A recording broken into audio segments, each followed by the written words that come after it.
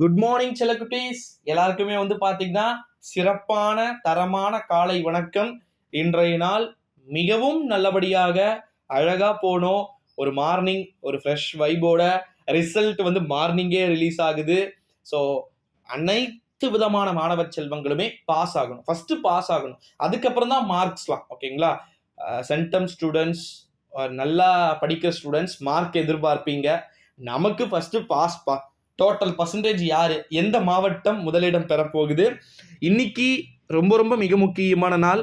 12ஆம் வகுப்பு மாணவ செல்வங்களுக்கு இன்று பொது தேர்வு முடிவுகள் வெளியாக போகின்ற ஒரு நாள் அப்படின்னு சொல்லிட்டு உங்க அனைவருக்குமே தெரியும் அப்படின்னு நினைக்கிறேன்.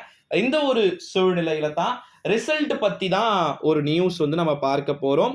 ஸோ டோட்டலாவே சொல்றேன் செல்லக்குட்டீஸ், ரிசல்ட் பாத்தீங்கன்னா ரொம்ப ஈஸியா தான் இருக்க போகுது. ஓகேங்களா? எப்படி பார்க்கறது என்ன மாதிரின்னு எல்லாம் சொல்லிட்டேன். இருந்தாலும் மறுபடியும் இன்னொரு டைம் சொல்லிக்கிறேன். 9:30 மணிக்கு உங்களுக்கு இன்று ரிசல்ட் வெளியாகுது. ரிசல்ட்டுக்கான வெப்சைட்ஸ் கீழே அந்த பார்க்கக்கூடிய வெப்சைட்ஸ் நம்ம இந்த வீடியோக்கு கீழேயும் இருக்கு.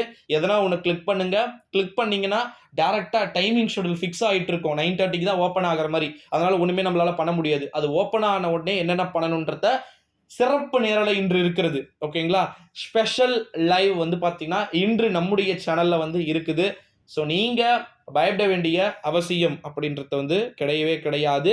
அது மட்டும் இல்லாம கண்டிப்பா கொங்கு டிஸ்ட்ரிக்ட்ஸோ இல்ல சென்ட்ரல் தமிழ்நாடு ஏதோ ஒரு மாவட்டம் முதலிடத்தை பெறப்போகிறது. டெஃபினெட்லி எப்படி பார்த்தாலும் நம்ம மாவட்டம் தான் லாஸ்ட் வரப்போகுது. வெள்ளூர், ராணிப்பேட் 2 மாவட்டத்தில் ஏதோ ஒரு மாவட்டம் லாஸ்ட் கடைசி இடத்தை பெறுவதற்கு வாய்ப்பு இருக்கு, கடந்த கால வரலாறுகளை போலவே. ஸோ டோட்டலாவே சேர்த்து அரசு பள்ளிகள், தனியார் பள்ளிகள் எழுதிய ஒட்டுமொத்தமாக 7,70,000 மாணவர்களுக்கான பொது தேர்வு முடிவுகள் இன்று வெளியாகிறது.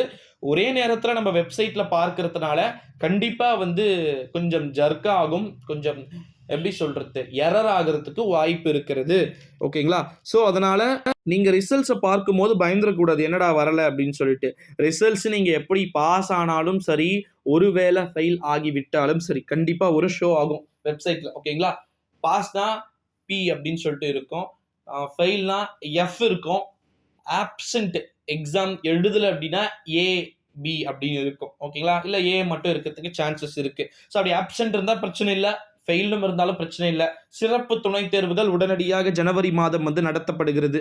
ஸோ அதனால நீங்க அப்ப பார்த்துக்கலாம். ஓகேங்களா? ஸோ நீங்க பயப்பட வேண்டிய அவசியம் அப்படின்றதே கிடையாது அப்படின்னே சொல்லலாம்.